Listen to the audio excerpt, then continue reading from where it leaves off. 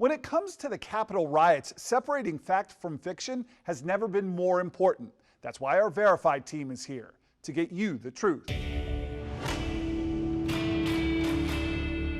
A verified viewer, Kelly from Alexandria, sent us this one. Is it true people arrested for crimes on January 6th are still being held in jail with no bail? What are the charges? Our sources, Niyama Ramani, a former federal prosecutor now at West Coast Trial Lawyers, and this landmark decision from the D.C. Court of Appeals. Let's start here with that Court of Appeals decision. It distinguished between those who had a more active or destructive role and those who had a more passive one. Most of them have received some sort of bail, but the folks that engaged in the most violent acts, they are being detained without bond. Which is why people like Julian Cater and George Tanios, the men charged with pepper spraying police officers, including Brian Sicknick, are still in jail. Thomas Sibbick is being held until his trial without bond for allegedly assaulting Officer Fanone, ripping his badge and radio right off his uniform. And members of the Proud Boys militia and Oathkeeper Jessica Watkins have also been denied pretrial release under conspiracy charges. The biggest reason why federal prosecutors want to hold someone without bail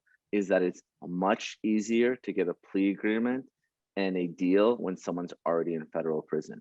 Ramani says it is also protecting the community, but judges have wide discretion to interpret the law as they see fit, and some defense attorneys argue the decisions aren't always consistent. Different judges have very different views on whether this conduct is dangerous, and it's a random rotation and it's the luck of the draw. In fact, the judge cited that same Court of Appeals ruling in ordering the release of Federico Klein, a State Department appointee of former President Donald Trump, who is facing charges he assaulted police officers with a riot shield.